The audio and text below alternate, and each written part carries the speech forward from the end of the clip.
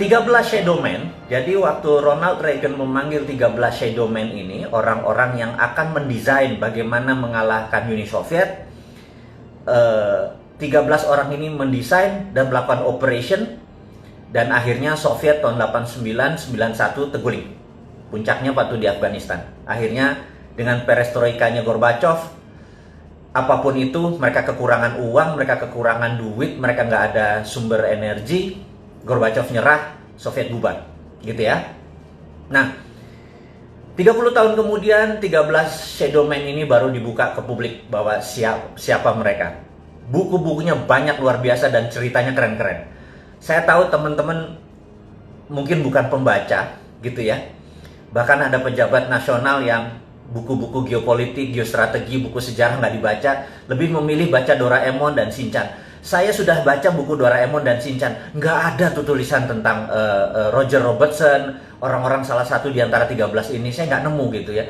Kalau dia nggak tahu siapa 13 orang ini, bagaimana bisa ngelola negara pejabat-pejabat itu? Saya pikir kok bacanya Shinchan. Saya juga pengen, oke deh, saya mungkin akan membuat komik Shinchan untuk diisi ceritain tentang 13 shadow men ini supaya masuknya dari kekinian gitu ya, dengan membaca Shinchan dan Doraemon gitu ya. Nah, mungkin karena ini bukunya bahasa Inggris, sangat sedikit sekali orang Indonesia yang suka buku bahasa Inggris, apalagi geopolitik, sehingga hal-hal seperti gini mereka bilang, untuk apa sih, what's in it for me, untungnya buat gue apa gitu ya. Toh ada si Bosman yang bakal ceritain, it's a good point gitu ya. Ya sudah, saya aja yang cerita gitu ya. Jadi 8 dari 13 shadow men itu ternyata masih hidup gitu ya. Saat ini mereka seminggu terakhir setiap hari ada di Oval House, ada di West Wing, ada bertemu dengan Trump. Nah, ini yang saya mau menceritakan adalah kira-kira apa ya yang akan mereka desain? Mereka mau ngapain? Kita tahu bahwa Trump adalah nasionalis, lawannya dia adalah Republikan, di mana saat ini lawannya adalah Demokrat, dia adalah Republikan. Partai Demokrat saat ini mepet dengan globalis, atau terbalik. Globalis, Anda harus ingat ya, globalis adalah sebuah makhluk, sebuah kelompok, anggap aja dia virus, yang uang itu tidak beragama dan tidak bernegara, dia bisa bayar siapapun, dia borderless di mana-mana, dan mereka ini mengendalikan 60% perekonomian dunia, hanya 1% manusia ini. Jadi mereka adalah swasta. Nah, globalis ini adalah oportunis, mereka selalu hidup seperti nempel, seperti ada inangnya gitu ya. Kemarin mereka nempel di Partai Demokrat, dan ini saya harus menceritakan dulu. Jadi di zaman Reagan dan dilanjutkan dengan George Bush senior, negara Amerika dikelola itu persis seperti ngelola Cold War dengan strategi perang dingin. Jadi di dunia Cold War yang perang adalah intelijen. Jadi benar-benar perangnya itu adalah bukan perang kombatan saja, perang nuklir saja, tetapi perang intelijen. Jadi dunia spy, dunia seperti James Bond itu benar-benar lagi jaya-jayanya gitu ya. Kalau saya James Bond zaman modern, James Bond saya adalah penjaga masjid dan tukang kebon. Jadi itu beda dikit lah sama James Bond yang ganteng-ganteng itu. Dia membunuh, kita menyangkul gitu ya. Kita mau marbot masjid, kita ngurusnya masjid. Tapi bukan massage dan pijit ya, masjid beneran kita mah. Bukan masjid massage dan pijit, keterlaluan loh kalau massage dan pijit. Oke. Jadi mereka ber-13 itulah yang mendesain rubuhnya Soviet. Dan mereka sekarang dipanggil, 8 orang masih hidup, usianya paling muda 74 tahun, yang tua ada 88 tahun, mereka masih gagah. Apa yang mereka desain? Mereka ini anti globalisasi, mereka anti Wall Street. Karena itu jangan kaget begitu Trump menyatakan akan menutup Wall Street. Gila nggak tuh? Nah, teman-teman mungkin bingung. Ini Trump ini presiden kayak apa sih gitu ya? Nah, teman-teman, saya akan melanjutkan dulu cerita supaya teman-teman paham dunia seperti apa sih yang kita hadapi saat ini. Kita kalau nggak paham, kita gelegean gitu ya, memahami ini Cina mau ngapain, Toto Yuan, Toto punya renminbi, Toto punya digital money. Terus kita kayak kagum, wah hebat ya. Terus kita Amerika dengan kapalnya, wah hebat ya. Kita gumunan gitu ya. Ketidaktahuan kita ini membuat kita kadang-kadang naif bahwa ada dangers di antara ketidaktahuan itu. Nah, saya mau menceritakan lagi bahwa Amerika adalah negara swasta. Sahabat semua, Amerika adalah negara swasta. Jadi negara swasta itu heavy on private. Cina adalah negara yang heavy on government. Semuanya pemerintah gitu ya. Nah, Indonesia ini heavy on, nah Anda jawab dia, Indonesia tuh cenderungnya kemana? Jadi kalau dilihat apa-apa searahnya pemerintah gitu, bangun jalan tuh pemerintah, rakyat cuma suruh keprok gitu ya. Ini udah selesai rakyat, udah selesai keprok gitu. Kita ini heavy on government. Kita meniru Cina. Nggak enak lagi gue nyebut Cina mulu nih. Cinanya Tiongkok ya, bukan Cina bangsa, bukan Cina ras. Ini harus diingetin. Saya nggak anti sama Cina, saya nggak anti sama ras Chinese. Sekali lagi, saya anti sama Tiongkok yang komunis. Paham ya? Clear ya? Ini harus saya lurusin lagi. Jadi kalau saya ngomong Cina, itu bukan ras. Kalau Anda turunan Chinese, udah 3 generasi di Indonesia, paspor Anda hijau, Garuda Pancasila di depannya, Anda saudara saya. Selesai. Dah. Gitu ya. Tapi kalau miring Cina itu, bahkan kadang-kadang bukan orang Cina yang miring ke saudara saya yang Cina, malah suku-suku tertentu di sini yang oportunis, yang mepet-mepet ke Tiongkok itu yang oportunis. Ini gue lagi emosi kalau kayak gitu, bisa batal puasa gue nih. Oke, kita atur nafas sebentar, istighfar. Kita lanjutin lagi. Amerika adalah negara swasta, gitu ya. Jadi mau tahu sejarah, kita tahu di tahun 1900 orang kaya Amerika yang namanya JP Morgan, terus dia masuk di dunia GE, dia membeli Thomas Alva Edison, dia dibikin GE bareng sama JP Morgan. Kemudian ada Rockefeller yang mempunyai Stanford, kemudian ada John Paul Getty, kemudian ada Vanderbilt yang rajanya kereta api, kemudian siapa lagi? Ada Andrew Carnegie, Anda tahu Andrew Carnegie, one of the richest man in the world saat ini. Nggak ada apa-apanya yang namanya si Bill Gates atau Warren Buffett, karena kalau kekayaannya dihitung pakai zaman sekarang 5 kali kekayaannya Warren Buffett saat ini gitu ya. Nah, saya cerita sedikit tentang pertemuan saya dengan Bill Gates. Jadi saya mau mengingatkan bahwa saya ini dreamer, saya ini pemimpi. Suatu hari Anda tahu bahwa saya di kantong saya selalu punya rumahnya Obama, rumahnya Trump, White House saya gunting, dan ternyata saya sekolah di sana gitu ya. Padahal kamso ya, come from deso ya. Terus saya mempunyai impian, yaitu saya gunting fotonya Bill Gates di dompet saya. Kalau ditanya sama orang-orang, ini kenapa ada foto Bill Gates di tempat kamu? Saya bilang, saya tuh niat ingin makan malam dengan orang paling kaya di dunia. Gitu, waktu itu Bill Gates. Dan itu udah tahunan yang lalu. Nah, suatu hari Bill Gates datang ke Indonesia. Ada sahabat saya, wartawan senior dari koran kenamaan Indonesia. Kemudian dia bilang, Mas, saya ada tiket, kamu makan malam sama Bill Gates. Waktu itu Bill Gates di zamannya Pak SBY, 2009 atau 10 saya lupa ya, kan datang ke Indonesia. Kita makan di Mulia tapi dengan 400 orang. Saya bilang, ini dream come true. Bayangin, setelah saya nempel gambar Bill Gates di dompet saya, karena saya liatin terus, saya bilang suatu hari saya makan malam sama dia, suatu hari saya makan malam sama dia gitu. Nah, alhamdulillah benar apa yang saya lakukan. Saya duduk di round table di Hotel Mulia, Bill Gates duduk jauh. Saya sambil di situ ya ada orang-orang terkenal lah, ada menteri, ada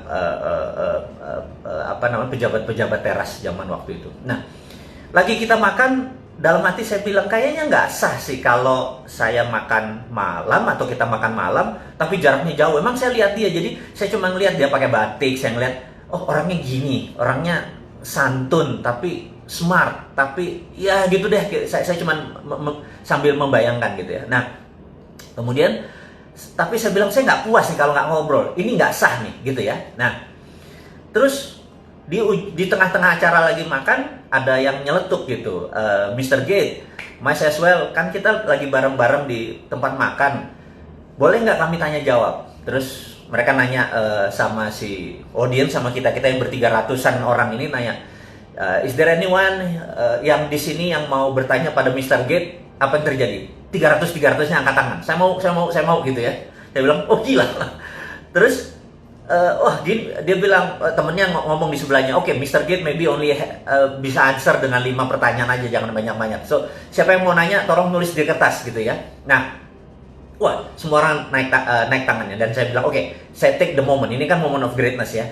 Saya ambil kertasnya, saya tahu kan teman-teman tahu bahwa saya memiliki sebuah keilmuan, ya ilmu kuno sih, ilmu nggak keren-keren banget bagaimana memprogram pikiran bawah sadar seseorang. Saya bilang, dia pasti baca tulisan saya, saya tulis gitu ya. Saya lipat, saya taruh. Oke. Kemudian makan seperti biasa, kemudian Mr. Gates buka satu-satu. Terus, udah selesai makan nih, terus gimana? Ada yang mau nanya? Terus dia bilang, oke. Saya udah pilih beberapa katanya. Terus who is, dia sebut sebuah nama gitu ya. Dia bertanya apa rencana Bill Gates di Indonesia. Terus Bill Gates cerita, kami akan berencana membuat laptop komputer murah di bawah $100 supaya orang bisa ini dan terkoneksi dengan sistem dan sebagainya. Cita-cita mulia lah, CCM lah gitu ya. Kemudian pertanyaan kedua, who is, dia sebutin seorang menteri gitu ya. Kayaknya dipesen nih. Oke, menteri ini bertanya ini, seorang ibu menteri. Dia cerita. Kemudian dia break lagi. Terus lama berhenti di satu kertas, terus I don't like it. Terus dia taruh, tapi kan mic-nya masih kedengeran kan, mic-nya di sini. Terus ditaruh, dia bilang terus dia nyari question, pertanyaan yang menurut dia oke, gimmick kayak kecil-kecil. Udah 4 pertanyaan. Dia bilang oke, the last pertanyaan terakhir, the last question katanya gitu. Terus diangkat satu kertas. Gitu ya. Terus orang sebelahnya bilang, what is this? I don't know, I don't like the question gitu ya. Ini kata-katanya dia nih. Terus saya udah tahu nih. Jangan-jangan gue, bener ya itu ya. Terus apa yang terjadi? Well, I would like to know this gentleman. Terus karena dia ngomong-ngomong itu, orang-orang bilang udah, lu udah kayak gitu, lu baca aja lah itu pertanyaannya gitu ya. Jadi cair suasana. Terus dia bilang, well anyway, I don't like the question. Jadi dia ngomong sama orang sebelahnya gitu. Anyway, lu udah brought up anyway katanya. Terus apa yang dilakukan? Who is a Mardikuwiek? Wah, udah kayak orang Polandia gua. Saya berdiri. 300 orang nengok ke kita jadi kayak kecil. Saya gila gitu ya. Terus dia bilang, dia natap saya, dia bilang, so you, kenapa lu nanya ini gitu ya? Oke. Dia ngomong, I don't think the world is ready, kata dia. Tuh orang nanya, lu ngomong apa sih? Kan mereka nggak tahu. Mereka pertanyaan adalah, what was the question? Orang ini nanya apa sih sampai lu nggak ready gitu? Tahu nggak apa yang saya tulis? Dan Mr. Gates bacakan. Dia bilang begini. This gentleman, katanya, bilang, I could never be like Andrew Carnegie. Jadi saya menulis di kertas itu, you will never be like Andrew Carnegie. Gitu ya. Dia bilang, jadi dia tulis, I would never be like Andrew Carnegie gitu ya. And this is right katanya. Gue nggak akan pernah bisa kayak Andrew Carnegie. Itu kata Gates gitu ya. Semua orang bingung. Ini komunikasinya apa gitu? Anda tahu apa yang dilakukan Mr. Gates? Bill Gates membuka dompetnya. Kemudian dia kasih potret gambar kayak foto saya itu. Dia bilang, see, fotonya Andrew Carnegie ada di dompet gue katanya. Saya juga kaget. Dan you are right. I would never be like him. Terus, oke, saya ceritakan dulu kenapanya gitu ya. Saya mengidolakan Bill Gates mengidolakan Andrew Carnegie. Jadi saya tuh waktu itu berpikir, dalam hidup seseorang pasti punya punya drive yang membuat dia menjadi segitu powerful seperti sekarang. Dan pasti ada role model. Dan saya lihat dia Bill and Melinda Gates ini, kalau pendapatan dia $60 billion, $20 billion ada di Bill and Melinda Gates. Jadi dia berzakat itu 30-40% gitu ya. Mungkin 30% lah dari, atau 20% dari income-nya masuk ke Bill and Melinda Gates Foundation. Karena Bill Melinda Gates Foundation duitnya lebih dari $18 billion. Cukup powerful. Pasti dia punya sebuah role model. Dan saya tahu the biggest philanthropy in the world adalah Andrew Carnegie. Jadi Andrew Carnegie adalah, Anda boleh cek siapa Andrew Carnegie. Di seluruh dunia Museum Andrew Carnegie itu ada, gitu ya. Anda kalau pergi ke Singapura ada, pergi ke Bulgaria ada, Anda pergi ke London Anda ketemu Museum Andrew Carnegie. Andrew Carnegie mendedicate uangnya untuk pendidikan, informasi, dan museum, koleksi-koleksi sains. Nah, Andrew Carnegie di tahun 1900 dia menjual US Steel, dia memiliki Dow Jones, dan Anda tahu Dow Jones, saya udah nggak bisa diceritain lah. Nah, ada New York Stock Exchange dan lain sebagainya. Yang jelas dia punya US Steel yang waktu dia jual angkanya $1 billion. Pada saat sekarang waktu dia menjual US Steel itu di 19 sekian itu, kekayaannya itu kira-kira 4 kali kekayaan Bill Gates saat ini. Jadi kalau Bill Gates punya berapa, katakanlah 80 billion, dia punya 4 kalinya, 320 billion. Jadi kita tahu itu duit waktu itu. Nah, Anda boleh cek di Wikipedia. Di tahun 1898, Filipina ingin merdeka dari Spanyol. Dan Spanyol waktu itu minta uang $20 billion. Filipina nggak punya uang tebusan seperti itu memerdekakan Filipina, dan Filipina minta Amerika. Amerika nggak punya uang, Federal Reserve nggak punya uang, dan Federal Reserve meminta Andrew Carnegie menebus $20 billion untuk kemerdekaan Filipina. Sahabat, apa yang dilakukan? Andrew Carnegie membayar tunai $20 billion, sebuah negara yang dia merdekakan, tanpa sekalipun dia pernah injak tuh tanah Filipina. Jadi, ini membuktikan satu hal, bahwa swasta Amerika lebih kaya daripada negara Amerika, dan Andrew Carnegie menjadi the biggest philanthropy yang menjadi role modelnya Bill Gates. Karena itu di dalam analisa saya menganalisa Bill Gates, saya menebak bahwa dia pasti punya role model gitu ya. Dan saya menebak pasti Andrew Carnegie. Saya nggak pernah tahu, tapi ini kemampuan analisis, kemampuan Sontoloyo. Yang Sontoloyo itu saya bilang, oke, you could never be like Andrew Carnegie. Lo nggak akan pernah bisa menjadi seorang Andrew Carnegie. Dan dia bilang, you are right. Gue nggak pernah bisa jadi Andrew Carnegie.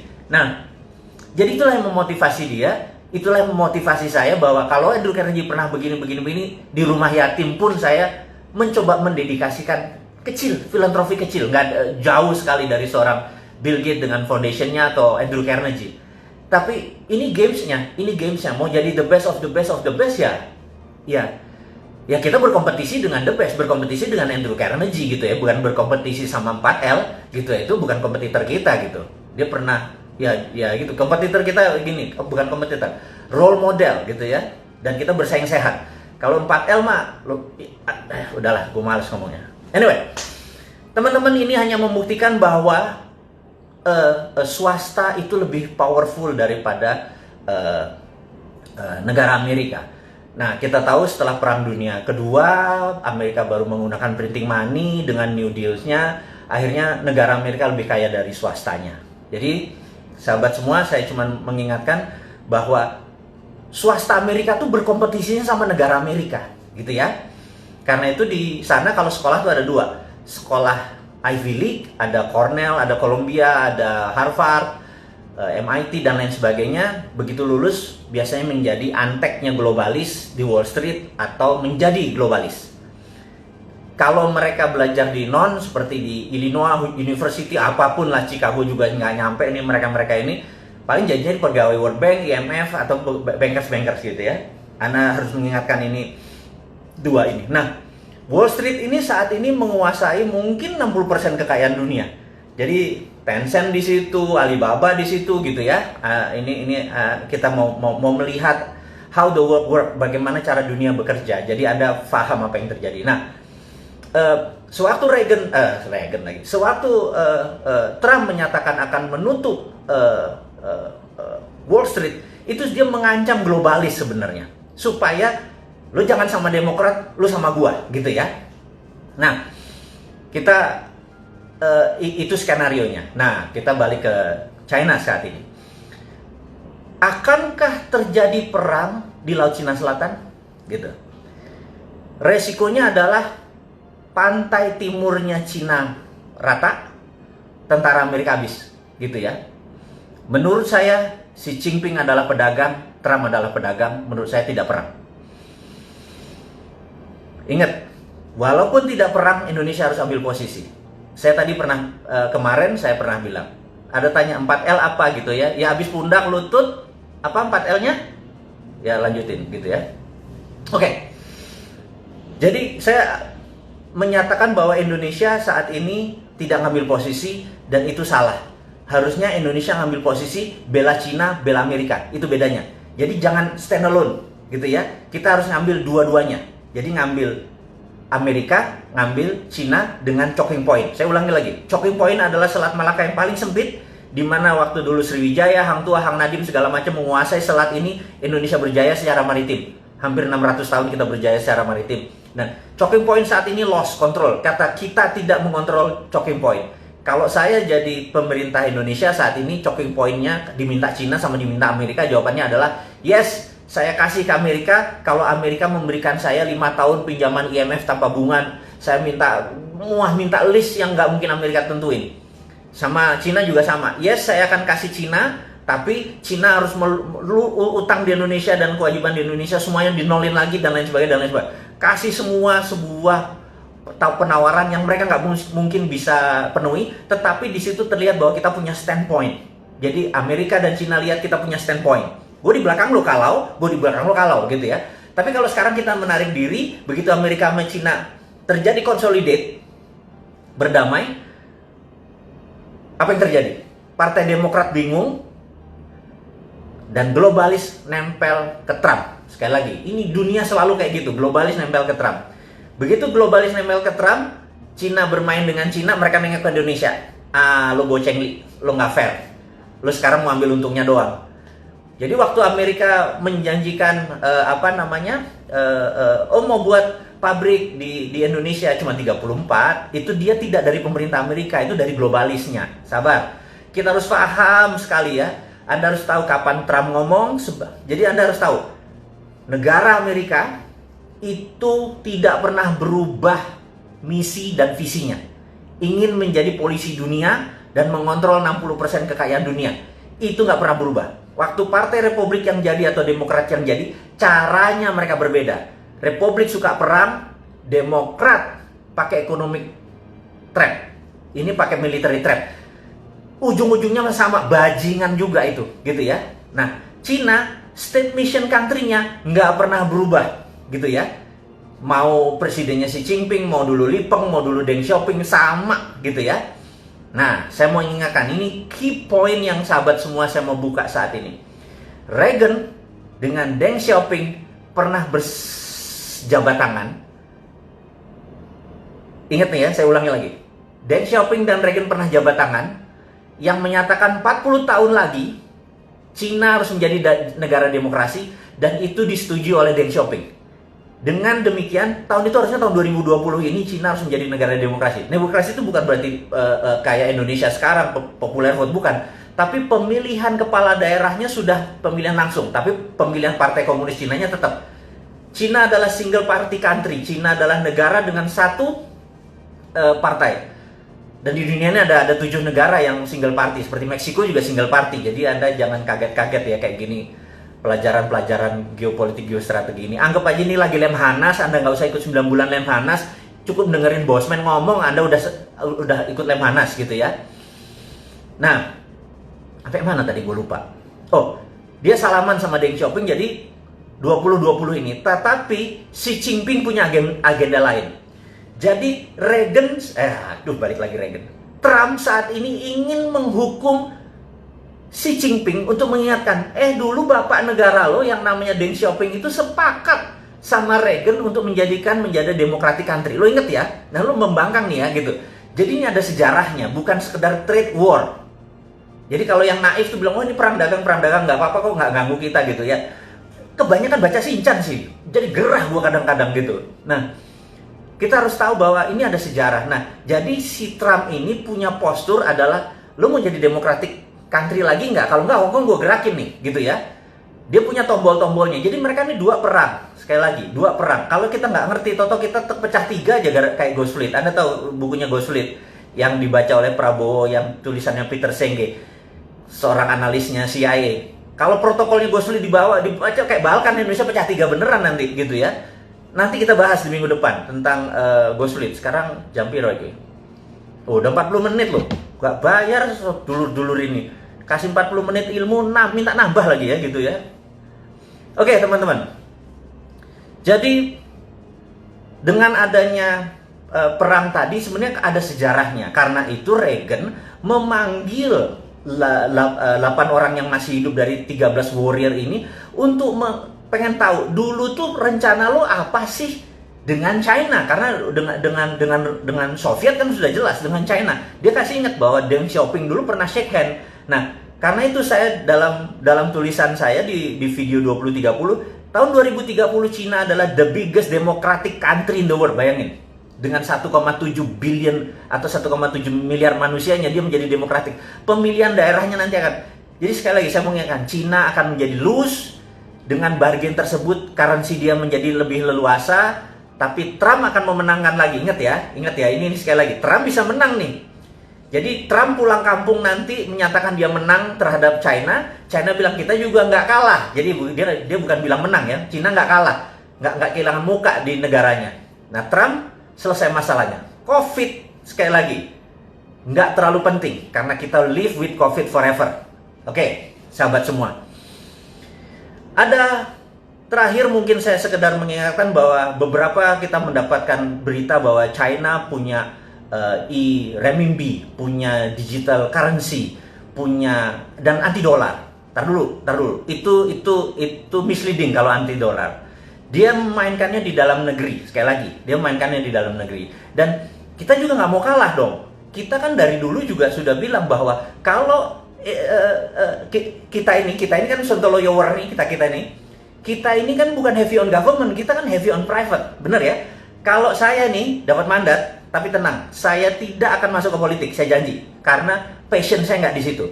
Tapi kalau kita dapat mandat atau misi ini ada yang terima, kita kasih juga. Kita adalah heavy on private, jadi swastanya tapi bukan kapitalis, bukan 9 naga yang jadi kaya. UKM yang jadi kaya. Jadi kita ini juga pro on private tetapi UKM. Karena itu kita bangun Santara, kita bangun Rifit, kita bangun organisasi untuk mengangkat UKM.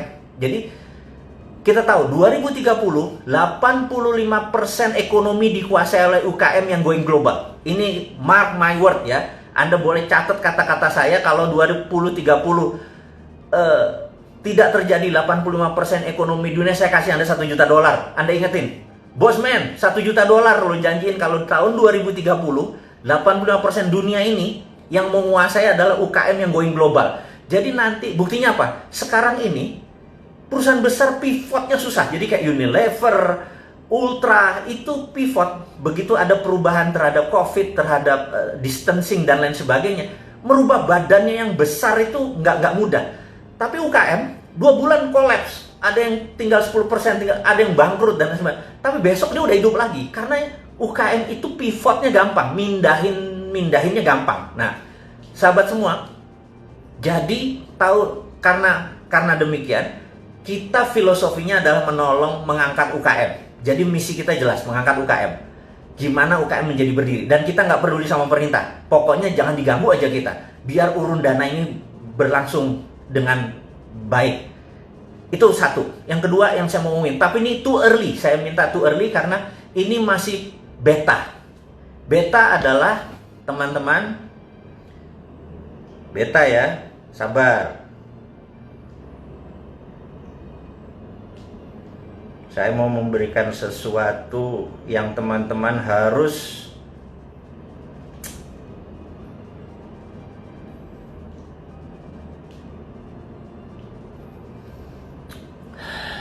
kebalik ya. Kalau kebalik nanti kita akan kasih. Oh, kebacanya kebalik ya. Oke. Tanggal 20 bulan Mei 2020 jam 20 saya atau kita bersama-sama sahabat semua akan meluncurkan yang namanya dinaran. Dinaran adalah cara pembayaran rupiah Anda. Setiap Anda masukkan rupiah, ada emas senilai rupiah Anda. Jadi kalau masuk naik, rupiahnya naik. Dan setiap Anda belanjakan pakai ATM tadi, dimanapun, turun 1 juta, ya gramasinya ikut turun. Jadi untuk pertama kali dalam sejarah dunia, rupiah Anda punya underlying emas. Dan inilah menjadi terobosan. Ini sudah ada persetujuan dari semuanya, sudah akan diluncurkan. Anda jangan bangga dengan renminbi, Anda jangan bangga dengan apapun, karena ini produk tanah air. Ini membuat emas Anda nggak ada rupiah Anda tidak ada inflasinya, gitu ya. Kita buka di dinaran.id, itu cuma landing page, belum bisa buat transaksi. Nanti transaksinya ada di apps. Tapi Anda sudah boleh lihat bahwa kita nggak ada matinya sebagai pengusaha, nggak ada matinya sebagai putra bangsa untuk mengangkat derajat bangsa ini. Kita nggak peduli sama pemerintah miring ke Cina, miring ke Amerika, kita nggak peduli. Yang kita pedulin adalah dia harusnya miring ke Indonesia, miring ke putra bangsa, nggak usah terpesona dengan asing-asing itu. Dan berani nggak dia, Dinaran ini, aplikasi kita ini, dipromosikan supaya mulai sekarang kita udah nggak terpikir tentang inflasi, bahkan nggak terpikir ada riba karena harus taruh bunga di deposito supaya inflasi. Ya kan, kalau Anda punya 1 miliar, Anda taruh deposito 5% bunganya, itu untuk cover inflasi kan. Stop, gunakan itu semua, pakai jaminan underlying emas. Tapi ini bukan sekedar jual beli emas. Ini adalah rupiah Anda masukin seperti halnya ATM. Anda punya duit 10 juta, masukin ke ATM, bener nggak? Nah, cuman kalau ATM kan nggak punya apa-apa. Sekarang Anda punya emas senilai menjamin tadi. Waktu Anda belanja 1 juta, ya emasnya turun. Anda diemin aja, harga emas naik, ikut naik. Itu bedanya. Dan sekali lagi, ini akan diluncurkan tanggal 20 Mei tahun 2020 ini, hari Selasa ini, jam 20.00. Kenapa? Karena 20 Mei adalah Hari Kebangkitan Nasional. Dan itu juga merupakan di bulan suci Ramadan, di mana kita ini harus sudah masanya berdaulat. Jangan sekali lagi pernah bangga dengan negara lain, banggalah dengan karya putra bangsa sendiri. Saya minta sahabat untuk mempelajari, melihat landing page ini. Kita diskusi nanti setelah ini ya, bahwa kita bukan sekedar mengkritik, kita bukan sekedar menggurui, nggak ada niatan, tetapi kita mau gandengan tangan, kita mau bersama-sama untuk menjadi sukses. Teman-teman, mudah-mudahan Dinaran ini bisa menjadi salah satu kontribusi kita yang lain lagi tentang kita membantu UKM, membantu bottom of pyramid yang saat ini nggak ada yang ngurusin, menjadi punya personal sovereign wealth fund. Negara punya sovereign wealth fund, yaitu aset-aset kita yang namanya nikel, yang saat ini sama RUU undang-undang mineral akhirnya diangkut dengan rare earth-nya sekalian, dengan uraniumnya, dengan kobalnya segala macam itu diangkut. Sementara harusnya itu kalau kita nih jadi terima mandat, stop semua pertambangan, dari penambangan itu jadiin SWF, sovereign wealth fund. Sama seperti yang rupiah tadi. Ya udahlah, daripada negara masih terlalu sibuk, yang pejabatnya masih memikirkan kantongnya dia, mungkin 7 turunan dia masih kurang cukup uangnya. Apa yang kita lakukan? Kita punya sendiri yang namanya sovereign wealth fund. Anda punya 2 juta taruh, Anda punya 1 juta taruh. Yang penting Anda sekarang tidak bergantung lagi pada bunga bank, tidak bergantung lagi pada sistem perbankan. Ini adalah banking from non-bank. Jadi ini adalah banking tapi dari non-banking. Jadi banking tapi bukan dari bank, gitu ya. Dari Dinaran. Ini breakthrough. Ini mengagetkan banyak teman-teman di dunia OJK dan BI. Tapi ini adalah untuk kita semua gitu. Ini adalah karya anak bangsa. Saya sekedar mengingatkan bahwa bagi mereka yang ingin membeli buku dan lain sebagainya, lihat di IG, di Jual Vision 2030 ada di IG, Road to Billionaire ada di IG, dan Dinaran.id Anda pelajari landing page-nya, bukan untuk transaksi, tapi tanggal 20 bulan Mei 2020 jam 8 malam setelah habis taraweh, kalau bisa Anda lihat apa yang akan kami luncurkan, akan kita luncurkan. Ini milik kita bersama, bukan milik saya, ini milik Anda semua. Toh harta-harta Anda, emas-emas Anda juga. Saya cuma membuat sistem yang membuat kita ke depan menjadi berdaulat. Sahabat semua, terima kasih atas perjumpaan hari ini. Sukses buat Anda semua, semangat buat Anda semua. Wassalamualaikum warahmatullahi wabarakatuh.